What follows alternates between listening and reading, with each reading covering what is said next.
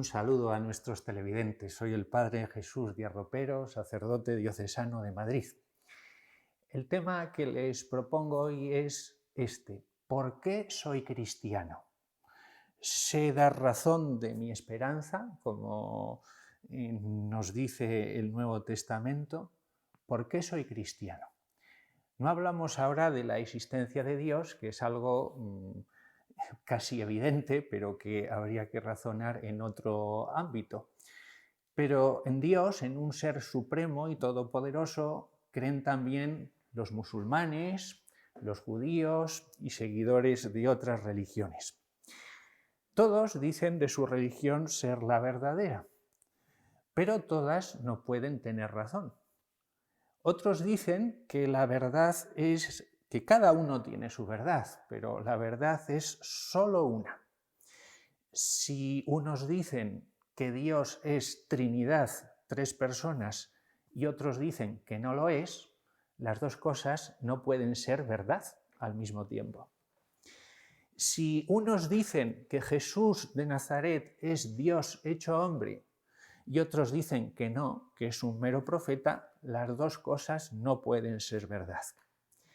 Nosotros decimos, soy cristiano, significa, creo que Jesús de Nazaret es el Hijo de Dios, es de naturaleza divina, es Dios hecho hombre. Si es así, no hay posibilidad de fallo en sus palabras y en sus obras, porque Dios no puede engañarse ni engañarnos. Pero ¿quién es verdaderamente Jesús de Nazaret? Ese carpintero que ha partido la historia en dos, antes de él y después de él. Hoy sigue presente, sigue vigente la pregunta que él hizo hace 2000 años. ¿Quién dice la gente que soy yo? ¿Y vosotros? ¿Quién decís que soy yo? Comencemos por decir que Jesús es alguien único, que se ha presentado a sí mismo de una manera absolutamente singular en la historia. Él mismo se ha presentado a sí mismo como Dios y lo ha afirmado con sus palabras y con sus obras. Ningún otro fundador de religión ha dicho esto de sí mismo. Ni Mahoma, ni Buda, ni por supuesto Moisés. En su predicación, Jesús se presenta en el centro de su mensaje. Ninguna de las grandes fundadores de religión se ha presentado en el centro de la religión por él fundada, cuyo centro, lógicamente, solamente puede ser Dios. De Buda, dice la Digha Nikaya, que es sublime, perfecto, totalmente iluminado, rico en ciencias, sabedor de caminos, conocedor de mundos, incomparable educador de hombres, maestro. Pero dice que es sabedor de caminos, no que él es el camino como Jesús anuncia de sí mismo. Moisés habla introduciendo sus palabras con la fórmula así habla Yahvé, pero él lógicamente no es Yahvé, sino que es por sus pecados castigado por Dios y muere en el monte Nebo. Los musulmanes afirman de Mahoma que Alá es grande y Mahoma es su profeta, quizá el mayor de los profetas, pero profeta al fin. Jesús no pide enseñar solamente un camino, no pide acoger un camino que le enseña meramente, sino acogerle a él mismo, como afirma en el Evangelio. Todo el que me confiese delante de los hombres, yo lo confesaré a él delante de mi Padre. Quien me niegue a mí delante de los hombres, yo lo negaré a él delante de mi Padre. De recibirle a él depende el destino eterno del hombre. También encontramos afirmaciones como esta: el que quiera ganar su vida la perderá, pero el que la pierda por mí la encontrará.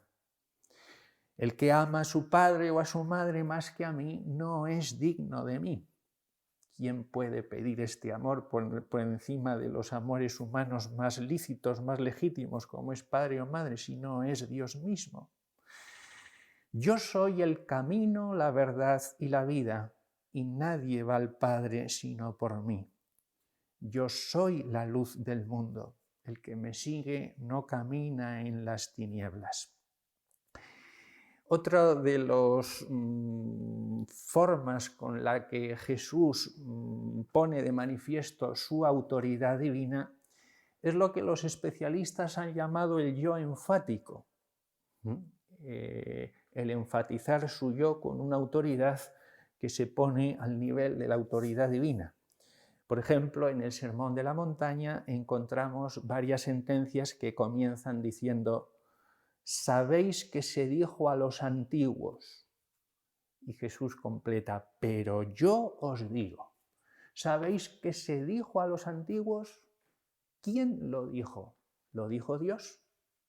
Se dijo es una pasiva divina, es una manera con que se refiere a Dios sin nombrarle explícitamente. Ahora, a continuación dice Jesús, pero yo os digo, y habla con la misma autoridad de Dios que habló en el Antiguo Testamento. Las instituciones más sagradas del Antiguo Testamento son presentadas por Jesús por debajo de él.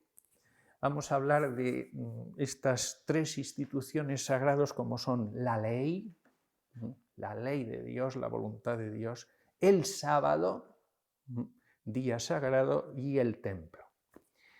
En el judaísmo contemporáneo a Jesús se decía: el que escucha las palabras de la Torá, de la ley, y hace buenas obras, está edificando sobre un sólido fundamento, sobre roca. Ahora Jesús dice: todo el que oiga estas palabras mías y las ponga en práctica, será como el hombre prudente que edificó su casa sobre sólido fundamento, sobre roca. De esta manera, Jesús pone sus palabras a la misma altura de las palabras de Dios, de las palabras de la ley. El sábado, institución sagrada, día sagrado, Jesús lo pone por debajo de él, cuando al ser acusado de hacer milagros y curaciones en sábado por los fariseos, él responde diciendo: el Hijo del Hombre, es decir, él mismo es Señor también del sábado. Cualquier judío comprende que el Señor del sábado es solamente Dios. Afirmar de sí mismo Jesús que es Señor del sábado implica decir que es Dios mismo. El templo, la casa de Dios, pues del templo afirma Jesús, o de sí mismo, os digo que aquí hay uno que es mayor que el templo. El nombre de Dios es usado por Jesús aplicado a sí mismo. Dios revela a Moisés su nombre diciendo que es Yahvé, yo soy. Este nombre sagrado no es pronunciado por los judíos, por respeto. Usan 1000 rodeos, 1000 fórmulas para dirigirse a Dios o para referirse a Él sin pronunciar su nombre. Llamarle el Altísimo, el Poderoso, el Eterno, etc. Sin embargo, Jesús, ese nombre que no se pronuncia, yo soy, se lo aplica a sí mismo. Cuando, por ejemplo, dice: si no creéis que yo soy, moriréis en vuestros pecados. Cuando levantéis al Hijo del Hombre, entonces conoceréis que yo soy. Desde ahora os digo antes de que suceda, para que cuando suceda creáis que yo soy. Y antes de que Abraham existiese, yo soy. Por esta razón, los judíos en ese momento tomaron piedras para apedrearle porque consideraban que había dicho una blasfemia. Y es que comprendieron que Jesús se estaba poniendo a la altura del mismo Dios. Pasemos a otro apartado en el que Jesús se presenta con autoridad divina. Son sus gestos. Esos gestos son el perdón de los pecados y el realizar milagros. Cuando al paralítico le anuncia: hijos, tus pecados te son perdonados, sus adversarios dicen: ¿quién es este que perdona pecados? Este blasfema. ¿Quién puede perdonar pecados sino Dios? Se podría decir que un sacerdote cristiano perdona los pecados. Sin embargo, cuando el sacerdote perdona los pecados, dice: yo te absuelvo de tus pecados en el nombre del Padre y del Hijo y del Espíritu Santo. Lógicamente no puede hacerlo con potestad propia, sino con la potestad que Dios le ha concedido. Sin embargo, Jesús, para perdonar los pecados, no recurre a una autoridad superior a él, sino que dice: yo te lo digo, tus pecados quedan perdonados. Algo parecido ocurre con los milagros. Nos encontramos que también los profetas realizan milagros, incluso San Pablo, ¿no? Pero cuando San Pedro cura al paralítico en la puerta dorada del templo, dice: en nombre de Jesús Nazareno te digo, levántate, mientras que Jesús lo hace en nombre propio. Ahora bien, ¿es cierto? ¿Es histórico que realmente Jesús hizo milagros? Pues para responder a esta pregunta podemos recurrir a criterios de historicidad a los que podemos someter cualquier otro hecho histórico de la antigüedad.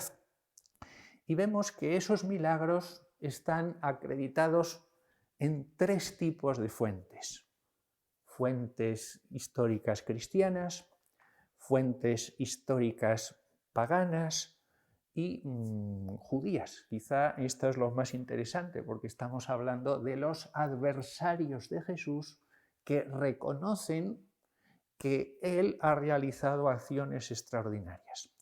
Fuentes cristianas se podría pensar que no tienen valor a la hora de testificar estos hechos por ser parciales. Sin embargo, estamos hablando en el Nuevo Testamento de 27 documentos distintos, compuestos por autores distintos, a veces en lugares distintos, a los que podemos someter, como digo, a criterios de historicidad.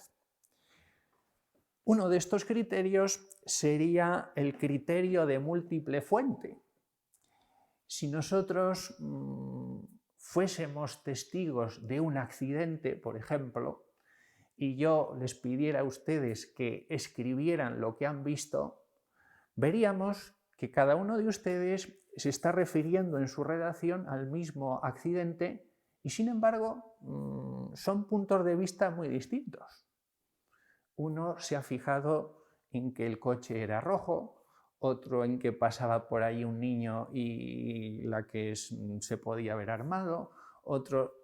Son fuentes distintas, puntos de vista distintos que, sin embargo, hablan del mismo hecho. Eso es un criterio de historicidad. Es distinto que cuando los relatos son exactamente iguales. Eso significaría que uno ha copiado al otro. Pues bien, es verdad que en los evangelios a veces nos encontramos relatos exactamente iguales, es decir, ha habido una copia unos de otros, pero a veces son fuentes distintas.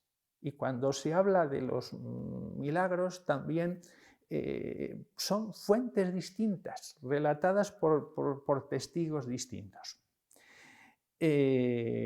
Otro criterio de historicidad sería el origen de una controversia. Por ejemplo, cuando Jesús expulsa demonios, sus adversarios hacen esta interpretación: este expulsa a los demonios con el poder de Belcebú, el príncipe de los demonios.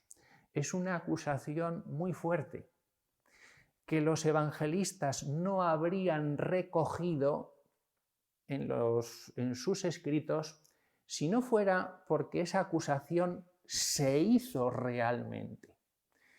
Sería absurdo que los amigos de Jesús inventaran una acusación contra él para acto seguido defenderle de esa misma acusación. Si se recoge esa acusación en los evangelios es porque esa acusación se hizo. Los enemigos de Jesús dijeron realmente: este realiza estos actos con el poder de Belcebú. Pero si esa acusación se hizo realmente, eso significa que el hecho que la motivó fue real, fue histórico.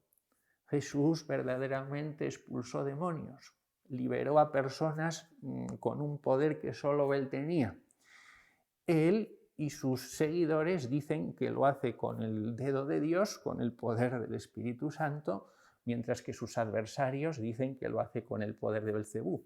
Pero que lo hizo es innegable. Habría otros criterios como criterio de conformidad, de explicación necesaria, etc. Pero prefiero pasar ahora a otros tipos de testimonio fuera de los cristianos, como son los paganos. Flavio Josefo, que en realidad venía del judaísmo, pero se paganizó, en su obra Antigüedades Judías, dice así: en este tiempo apareció Jesús, un hombre sabio, si le es permitido a uno llamarle hombre, porque fue un realizador de obras admirables, un maestro de personas que recibieron la verdad con agrado. Ganó a muchos judíos y griegos. Él fue el Mesías, y cuando Pilato lo condenó a la cruz, acusado por nuestros dirigentes, los que le amaron desde el principio no dejaron de hacerlo, porque se les apareció al tercer día, vino de nuevo, como habían dicho los divinos profetas, y una miríada de otras maravillas que le concernían. En esas maravillas se reconoce la acción de Jesús de obras prodigiosas. Quizá, como decíamos antes, el testimonio más interesante es el de los judíos, por ser precisamente los adversarios de Jesús. Siendo sus adversarios, reconocen que él realizó obras prodigiosas. Así el Talmud dice: en la víspera de Pascua fue colgado Jesús de Nazaret. Un pregonero marchó delante de él diciendo: ha de ser lapidado porque ejerció la magia, sedujo a Israel y lo hizo apartarse. Todo el que sepa una justificación, venga para él, venga y argumente a favor de él. Pero no se encontró ninguna justificación y así fue colgado en la víspera de Pascua. Ejerció la magia, es la acusación del Talmud, es decir, reconoce que en sus obras hubo algo prodigioso, imposible de explicar naturalmente. El mayor de los milagros de Jesús, lógicamente, es su propia resurrección. Negar este hecho como histórico es fácil de hacer por un prejuicio. Pero entonces tendríamos que explicar por qué han ocurrido todas las consecuencias que han venido después. Quiero decir, ¿cómo podremos explicar el cambio de unos hombres, los apóstoles y discípulos, que asimismo se describen como cobardes, incrédulos, desconcertados, y pasan a dar la vida por el anuncio de la verdad de la resurrección de Jesús? Es una alucinación colectiva. Su posición psicológica era exactamente la opuesta a la que hubiera sido necesaria para tener una alucinación así. Además, los testigos reciben las manifestaciones de Jesús resucitado en lugares y en tiempos distintos. Habría que explicar también por qué una institución tan sagrada para los judíos como el Shabbat es cambiada al día siguiente, al domingo.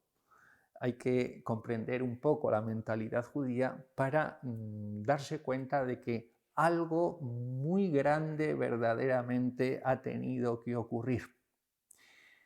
Por otra parte, tenemos el testimonio de la tumba vacía.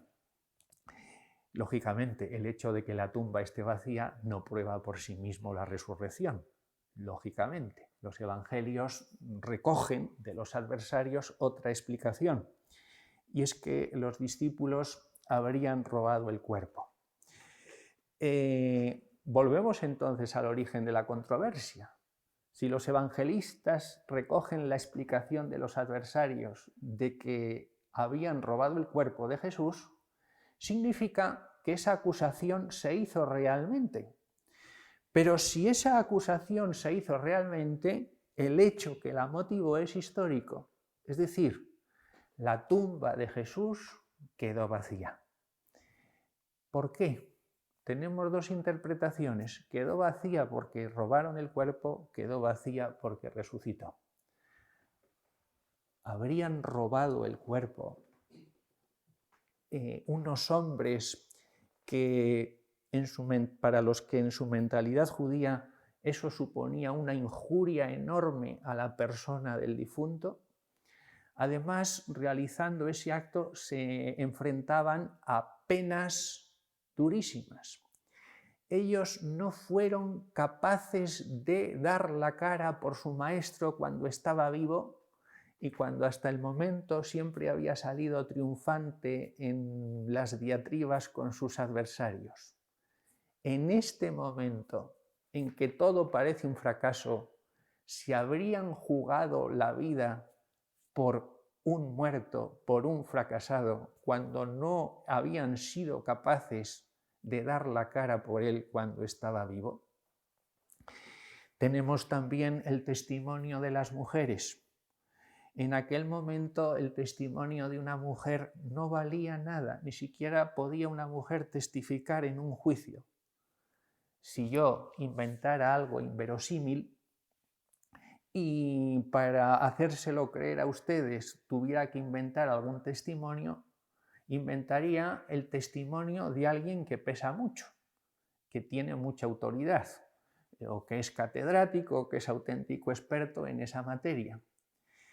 No el testimonio de alguien a quien nadie va a hacer caso.